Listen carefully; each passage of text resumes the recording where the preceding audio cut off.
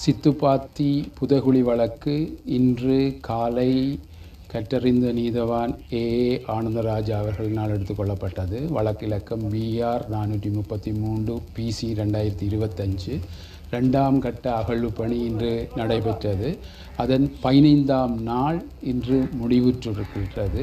மொத்தமாக ஆரம்ப கட்டத்தில் 9 நாளும் இன்று 15 நாளும் சேர்த்து 24 நாட்கள் இந்த அகழ்வு பணி நடைபெற்றது.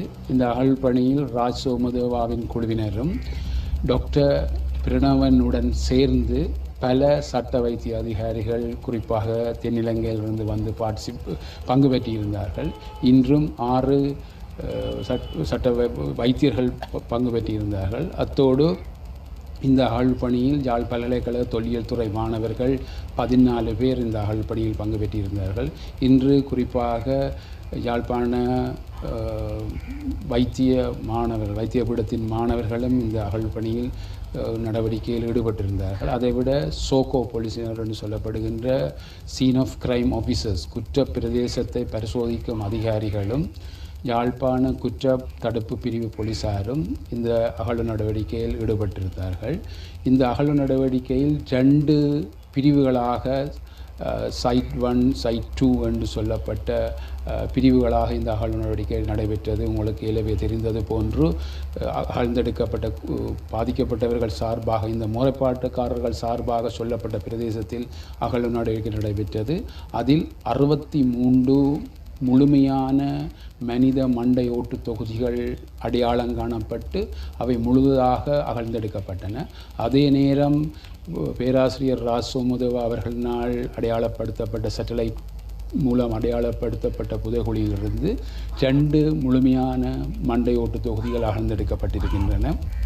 மொத்தமாக இந்த மனித புதைகுழியில் 65 மண்டையோட்டு தொகுதிகள் அகழ்ந்தெடுக்கப்பட்டு உரியவாறு சட்ட வைத்திய அதிகாரிகளாம் கையளிக்கப்படுகின்றன, நீதிமன்ற கட்டுக்காவலில் எடுத்து. அதோடு எடுக்கப்பட்ட பிற பொருட்களும் பாதுகாப்பாக நீதிமன்ற கட்டுக்காவலில் வைக்கப்படுகின்றன. இந்த 2ஆம் கட்ட அகழ்வு பணி இன்றுடன் நிறைவு அடைகின்றது. இதுக்கு ஒரு தற்கால இடைநிறுத்தம் வழங்கி மீண்டும் 21ஆம் தேதி இந்த அகழ்வு பணி தொடர இருக்கின்றன. அதே நேரம் சில பொருட்கள் சம்பந்தமான விடயங்கள் அதில் அவதானிக்கப்படுகின்றது. என்னென்ன விஷயம் என்று சொல்லி 2ஆம் கட்ட அகழ்வு பணியின் இறுதி நாளான இன்று யாழ்ப்பாண நீதவான் ஆனந்தராஜா தலைமையில் ஆரம்பிக்கப்பட்ட போது சில விடயங்கள் இந்த அகழ்வு பணியின் முடிவடைகின்ற நேரத்தில் சில விடயதானங்களை செய்ய வேண்டும் என்ற கவனத்துக்கு கொண்டு வரப்பட்டது. அந்த அடிப்படையில் வரும் 15ஆம் தேதிக்கு முதல் தொல்லியல் பேராசிரியர் ராஜ் சோமதேவா அவர்களினால் 2ஆம் கட்ட அகழ்வு பணியின் பொழுது செய்யப்பட்ட செயற்பாட்டு அறிக்கை தொடர்பான விடயம் தொடர்பான ஒரு அறிக்கை ஒன்று வரும் 15ஆம் தேதிக்கு முன்னர் யாழ்ப்பாண நீதவான் நீதிமன்றத்தில் தாக்கல் செய்யப்படுவதற்கான ஒரு கட்டளை ஒன்று வழங்கப்பட்டிருக்குது. அதே நேரத்தில் மனித என்பு எச்சம் 25 பாடசாலை பையுடனும் அதே நேரத்தில் வேறு பல சான்று பொருட்களோடையும் அகழ்ந்து எடுக்கப்பட்ட அந்த மனித எச்சம் தொடர்பான மனித எலும்பு ஆய்வு தொடர்பான அறிக்கையை சட்ட வைத்தியர் பிரணவன் செல்லையா அவர்களினால் வரும் 15ஆம் தேதிக்கு முன்னர் நீதிமன்றத்தில் தாக்கல் செய்யும்படி நீதவானினால் கட்டளை ஒன்று ஏற்படுத்தப்பட்டிருக்குது.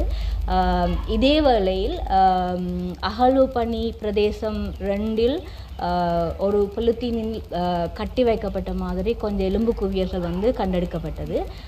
அந்த கண்டெடுக்கப்பட்ட எலும்புக்கூடுகளில் சிறிய மற்றது பெரிய எலும்பு பகுதிகள் காணப்பட்டதால் பாதிக்கப்பட்டவர் சார்பாக மன்றில் தோன்ற எங்களால் நீதவானுக்கு அது தொடர்பான கருத்து கவனத்துக்கு கொண்டு வரப்பட்டு அது தொடர்பான மனித எலும்பு ஆய்வுகள் தொடர்பான அறிக்கை ஒன்று நீதிமன்றத்துக்கு சமர்ப்பிக்கப்பட வேண்டும் என்ற விண்ணப்பம் செய்யப்பட்டது. அதன் அடிப்படையில் இன்று கௌரவ நீதவான் அவர்கள் சட்ட வைத்தியர் பிரணவன் செல்லையா அவர்களுடைய தலைமையில் சட்ட வைத்திய அதிகாரிகள் ஒன்றிணைக்கப்பட்ட குழு ஒன்றை விசேடமாக உருவாக்கி அது தொடர்பான ஆக குறைந்த மனித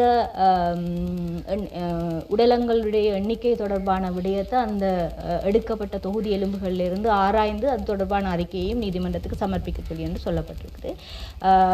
இந்த 2ஆம் கட்ட அகழ்வு பணி மொத்தமாக 45 நாட்கள்னு சொல்லி என்று தீர்மானிக்கப்பட்டிருந்தது. அந்த தீர்மானத்துக்கு அமைவாக ஆரம்பத்தில் நீதி அமைச்சால நிதி தொடர்பான விடயம் அங்கீகரிக்கப்பட்டிருந்தாலும் தற்போது அந்த நிதி கோரிக்கை முழுமையாக வந்து நீதி அமைச்சால கோரப்பட்ட நிதி முழுவதும் யாழ்ப்பாண மேல் நீதிமன்ற கணக்காய்வு பகுதிக்கு கையளிக்கப்பட்டு அனுப்பப்பட்டிருக்குது.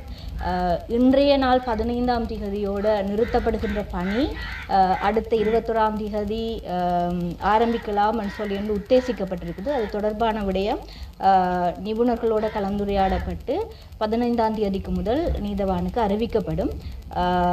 இந்த 9 நாள் இடைவெளி அல்லது ஓய்வு என்பது உங்கள் எல்லாருக்கும் தெரியும்.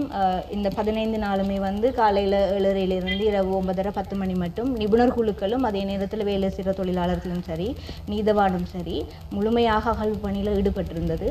உடல் அளவிலையும் மனளவிலையும் இந்த காலநிலையும் வந்து சரியான ஒரு சிரமத்துக்குள்ளான ஒரு பிரதேசமாக இருக்கிறதால உண்மையாக ஒரு ஓய்வு ஒன்று வேணுமென்றதால தான் இந்த இடைவெளி என்றது வந்து தீர்மானிக்கப்பட்டு கொடுக்கப்பட்டிருக்குது. இது வந்து அகழ்வு பணியை நிறுத்துறதுக்கான ஒரு நடவடிக்கைன்னு சொல்லி நினைக்கக்கூடாது. 45 நாளுக்குரிய நிதி ஒதுக்கப்பட்டிருக்கிறதால சிறிய சிறிய இடைவெளிகளோடு 45 நாளுக்குரிய முழுமையான அகழ்வு பணி 2ஆம் கட்டத்துக்கு தொடரும் என்றது இந்த நேரத்தில் தெரிவிச்சுக்கணும்.